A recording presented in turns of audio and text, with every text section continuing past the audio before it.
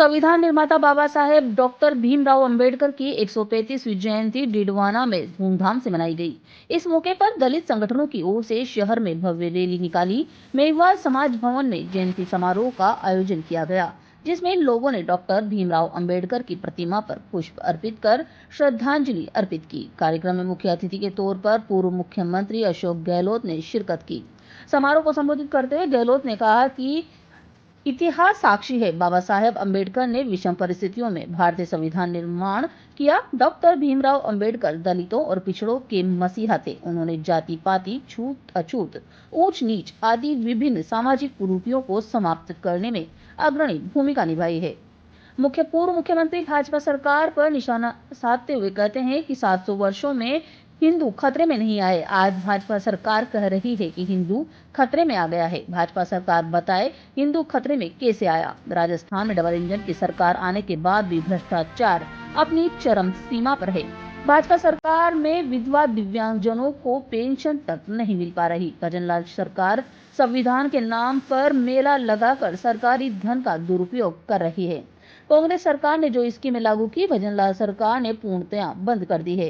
कांग्रेस राज्य में राजस्थान में गरीबों को 25 लाख का इलाज मुफ्त मिल रहा था और मिर्च मसाले तक फ्री थे, तो इन्हें बंद कर दिया गया है। आज सिर्फ 5 लाख तक का तो इलाज मिल रहा है। बाकी महिलाओं के साथ छेड़छाड़, बलात्कार जैसी घटनाएं भाजपा सरकार में बढ़ती जा रही हैं और सरेआम लोगों को गोली मारकर हत्या तक होती है। प्रधानमंत्री नरेंद्र मोदी पर भी निशाना साधते हुए कहा कि महाराष्ट्र में अजीत पवार पर भ्रष्टाचार के आरोप लगे थे। अजीत पवार के एनडीए गठबंधन में शामिल होते ही भ्रष्टाचार मुक्त हो गया क्या?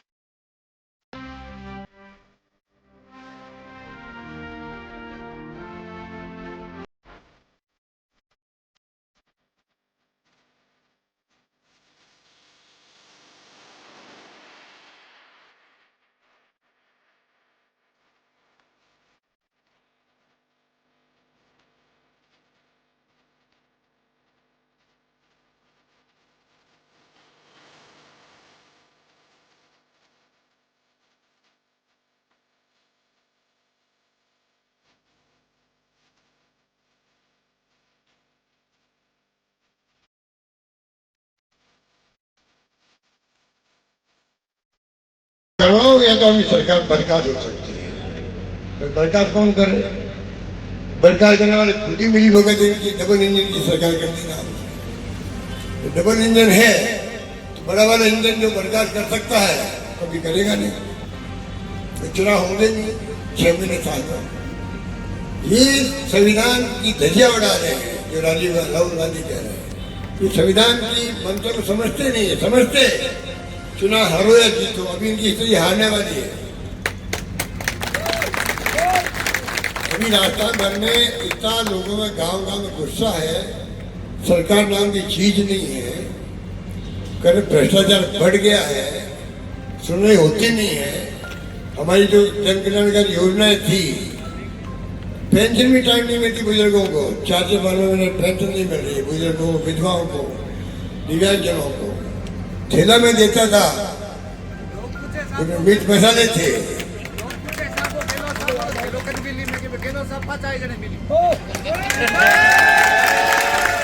मसाले देते थे हम लोग, गेहूँ देते थे, सब देते थे। वो ठेला कल मुझे दे दिया, एक मोटरसाइकिल में लगा हुआ था। लोगों की रील बना दी। फिर मैं रुका आगे गाड़ी में, वो भी रुक गया। 50-60 लोग इकट्ठे हो गए, हमने उनसे बातचीत करी, उनके सारी स्कीमें बंद हो गई गाँव में। एक गांव में मैं गया, 108 साल के आदमी थे, उन्होंने कहा मेरी इच्छा है 100 करोड़ से मिलने की। मैं चाकसू में गया मिलने के लिए उससे, ये गांव था चाकसू। वो बीमार भी थे, वो तो 2-3 दिन बाद में डेथ भी हो गई उनकी मेरे जाने के बाद। 108 साल के थे, पर गांव पूरा इकट्ठा हो गया, वो भी वो थैला। तो मैंने कहा थैला जो है खाली है, तो कह रहा पहले भर के देते थे, अब तो खाली थैला होता। फिर मैंने कहा एक बार बताओ, ये मेरी फोटो लगी हुई थी बड़ी इसके ऊपर। सरकार बदल गई, कोई बात नहीं, लोकतंत्र बदलती रहती है। तो मेरी फोटो की जगह भजनलाल जी अपनी फोटो लगा देते। इसकी मन क्यों की उन्होंने, इसलिए मन क्यों की, कोई जवाब नहीं, कोई जवाब नहीं था। सब गवर्नेंस पड़े, आप बात ठीक है। इतनी स्कीमें गाँव वालों के लिए, गरीबों के लिए है। हिंदुस्तान में दवाएं free, tax free, operation free. Hindustan में दुनिया में कहीं नहीं है 25 लाख तक का बीमा, 25 लाख तक इलाज दुनिया में नहीं है। आज मुझे बिहार में, बंगाल में, केरला जाके हमने भी आया, मुझे बुला इसलिए